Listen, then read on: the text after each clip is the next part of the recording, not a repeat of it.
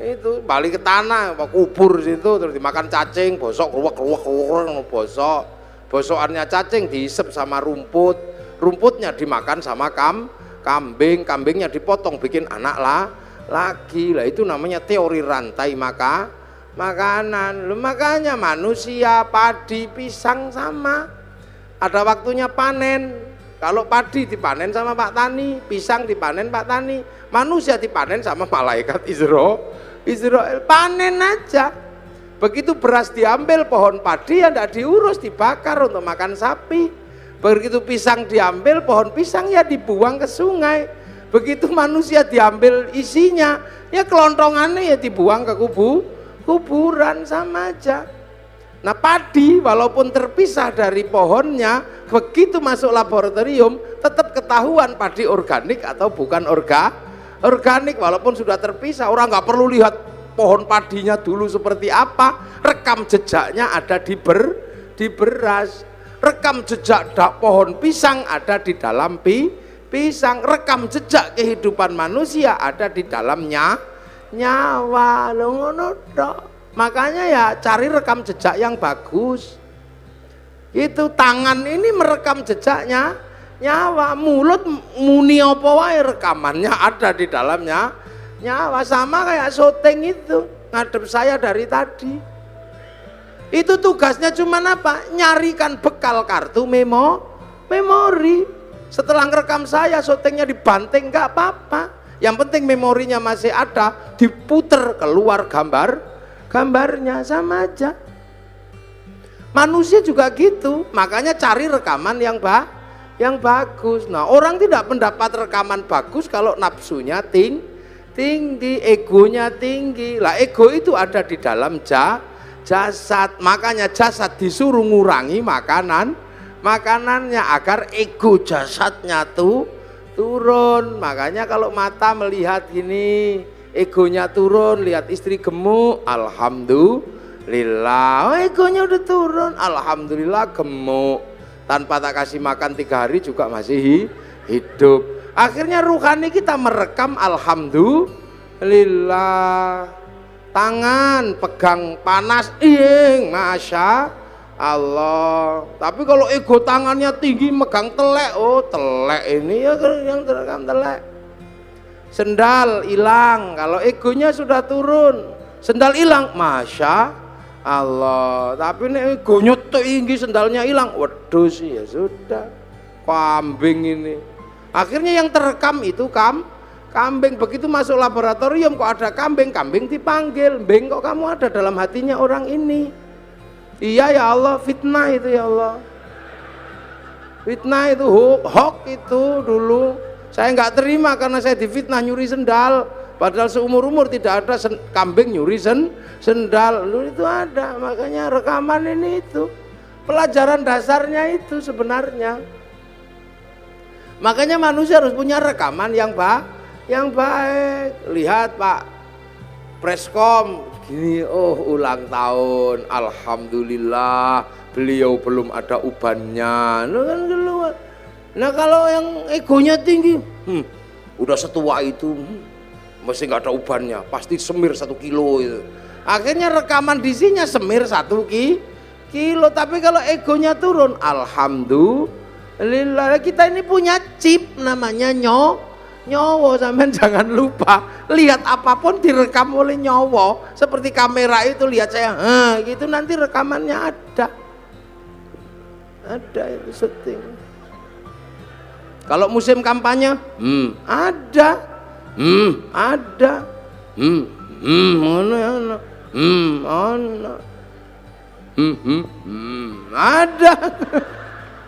Itu rekamannya ada semua itu di situ nanti. Sama dengan manusia, dingke wong adus, ono sesuk rekamane. Begitu diputer metu meneh rekamane sampean saumur urip ada. Makanya rekamlah yang bagus. Nah, agar rekamannya bagus, nafsunya harus diturunkan lah. Nafsu diturunkan dengan cara puasa. Makanya orang kalau puasanya ini kuat, nafsu egonya turun. Sebab apa? Orang kalau sudah egonya turun, apa-apa bisa melihat Allah. Ayam naik masjid, Itu orang kalau egonya turun, ayam naik masjid, alhamdulillah, masya Allah ada ayam naik masjid, syukur ya Allah terima kasih. Kenapa? Karena kiai akhirnya bisa mempraktekkan bagaimana membersihkan tele ayam dari atas masjid.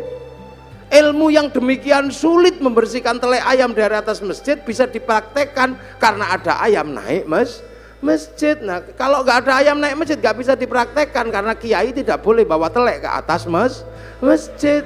Jadi alhamdulillah ilmu bisa dipraktekkan karena barokah pitik.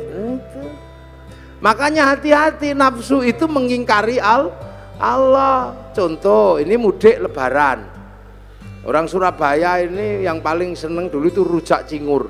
Akhirnya karena musim lebaran cari rujak cingur kemana-mana nggak ada. Sana nggak ada, ke sana nggak ada. Sampai seminggu kepengen rujak cingur. Bayangkan rujak cingur saja udah ngiler. Akhirnya pas halal bihalal ke tempatnya Pak Dirut, Pak Doso, ada rujak cingur. Seminggu kepengen rujak cingur ada. Ya halal, ya silakan makan tapi hati-hati. Kalau saya nggak berani makan. Karena itu bisa jadi halal buat jasmani tapi haram buat rohani karena nikmatnya mesti luar biasa. Wong kepengin seminggu. Begitu setelah dari Pak Doso seminggu kepengin rujak cingur dapat, tiba-tiba besoknya ke tempatnya Pak Pres, Pak Komut. Nah, istilah yang susah buat kiai itu, komut itu komisaris utama.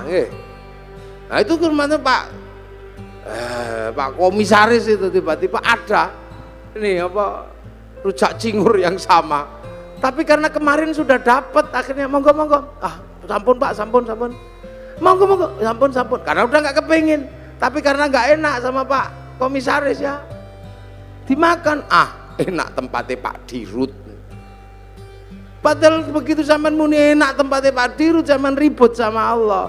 Wong hari ini dibagi yang ini kok masih nggak terima, membayangkan yang kemarin. La in syakartum la azidannakum wa la in kafartum inna adzabi lasyadid. Inilah. Jadi ini makanya orang kalau puasanya kuat-kuat, ini nafsunya turun kemanapun kembali kepada Allah. Itu loh, maka la'allakum tattaqun, semoga kita menjadi orang yang bertakwa. Lah makanya nafsu ini kalau udah turun hidup jadi enak, indah. Makanya kita ini kalau orang-orang yang sudah bertakwa enak, lihat apapun kembali kepada Allah.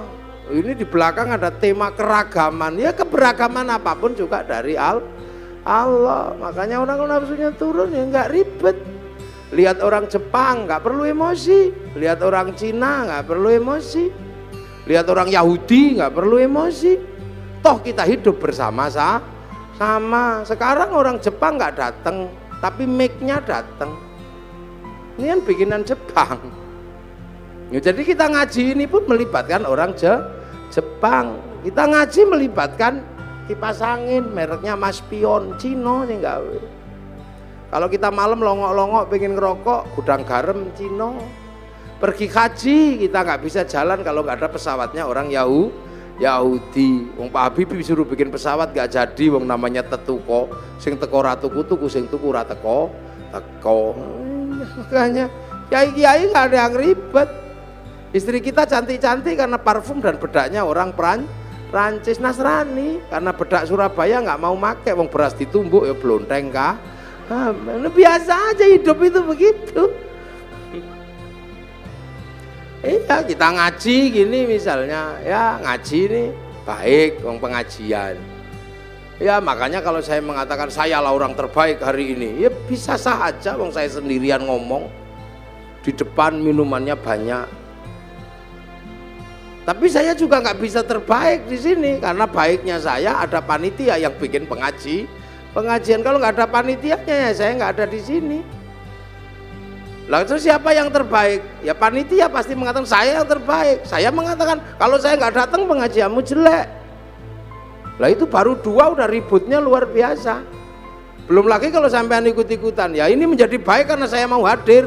Coba kalau saya nggak ada yang datang, itu bukan pengajian namanya. Lah apa? Cek sound. Bukan kayak gini.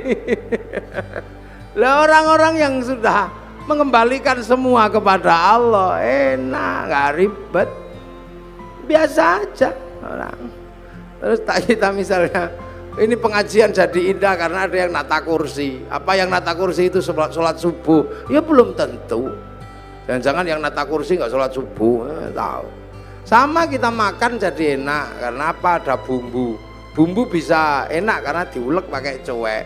Kita nggak pernah tahu waktu bikin cowek itu bikin cobek. Jangan-jangan pas airnya kurang dikencingi juga nggak tahu gitu. Hidup itu indah. Jadi orang itu kalau sudah mengembalikan semua kepada Allah, nyaman, udah gak ribet. Orang Surabaya ini nggak punya garam, yang punya garam orang Madura.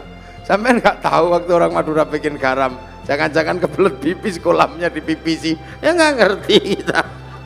Makanya jangan mudah berburuk sangka sama orang, biasa aja hidup itu. Ini makanya akhir-akhir ini begitu orang takut puasa, ini orangnya ribut aja, dikasih apa ribut, dapat apa ribut, itu biasa aja. Ini ngaji, ya ini ngaji, ini minumnya kopi. Kopi ini kita nggak ngerti, jangan-jangan yang metik kopi ini belum gajian, ini kita nggak tahu. Jangan-jangan yang metik kopi malah mati digigit ular. Maka semua kembalikan aja deh kepada Allah. Nah ini syaratnya apa? Nafsunya turunkan. Minimal dengan mengurangi makan kita bisa berlatih untuk menghadirkan dalam setiap kehidupan merasa ada Allah. Sehingga apapun rekamannya bagus. Makanya kepala sering diajak ngerekam. Kalau zikir la ilallah. Biar kepalanya ini merekam Allah, tangannya pakai tasbih Allah, ya Allah, ini rekamannya Allah. Semua direkam. Makanya sampean jangan heran. Rekaman kita ini terhubung langsung dengan servernya Allah, namanya Lauhil Mahfud. Sama kayak sampean, karena punya kartu handphonenya bisa di GPS kemanapun. Sama dengan manusia, mau lari kemanapun di GPS sama Allah. Loh ya inilah, nah ini yang bisa kita ambil dari yang namanya puasa itu ini. Nah ini halal bihalal ini. Pak ini amma ba'du. Nah ini baru muqaddimah selesai. Lu saya belum mulai ngaji. Lah kan saya baru amma ba'du. Lu ngajinya kiai itu ada amma ba'du. Dari tadi sudah amma ba'du belum sih? Ya belum. Ini baru amma ba'du, jadi ini baru muqaddimah. Ini baru pembukaan. Lah inilah artinya ini, pokoknya tahun depan ini jangan kaget, puasa aja deh. Itu jadi jalani puasa dengan sukacita. Makan ya silahkan. Boleh kok puasa itu kalau nggak tahan makan. Boleh aja, tapi jangan masuk ke belakang kindil-kindil itu. Aman haus pengen es jeruk, apa pengen es kopior gitu, minum aja. Kamu boleh. Yang penting tidak masuk ke belakang kindil-kindil di leher ini loh. Batas mulut itu kan di kindil-kindilnya itu. Makanya sikatan boleh, nyicipi makanan boleh, tapi jangan masuk ke belakang kindil-kindil itu. Batas mulut itu bukan di sini, tapi di dalam itu loh. Yang ada giwil-giwilnya itu loh. Nah, kalau tidak masuk ke belakang itu, kemu boleh, sikatan boleh. Apalagi sikatan karena bukan makanan, jadi tidak ada orang niat makan odol, itu tidak ada. Tapi kalau es campur begitu masuk ya haram, langsung batal. Enak kok puasa itu. Yang tidak boleh itu ngentut di air. Karena kalau ngentut di air, airnya langsung masuk jeruk ke dalam.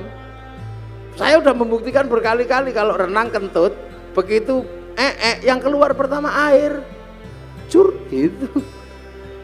Makanya sampean kalau enggak bisa paling gampang kentut di dalam air, nanti dia berfungsi seperti apa?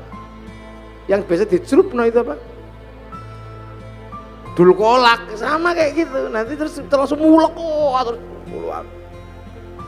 Nah itu enggak boleh, makanya puasa itu enggak boleh kentut di air karena airnya masuk, tapi kemu enggak apa-apa. Ngemut permen lollipop juga enggak apa-apa. Yang penting tidak masuk ke belakang kindil-kindil itu, wong itu batasnya di situ. Itu batas minimalis pokoknya. Jadi puasa itu. Kangen sama istri, wel enggak apa-apa, boleh. Yang penting jangan di situnya aja. Ini yang kadang orang tidak memahami, dipikir ngono ra oleh demok, boleh aja. Keuangan ya wel glundung. Yang penting jangan itunya aja.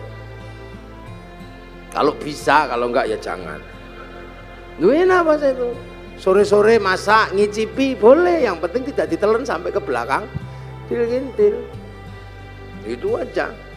Nah inilah makanya semoga ini mengingatkan kita semua tentang puasa. Selebihnya nanti ada hal yang lain, kalau masih ada waktu ya kapan lah kita sambung lagi. Ini muqaddimah aja untuk menjelaskan biar kita nggak takut puasa.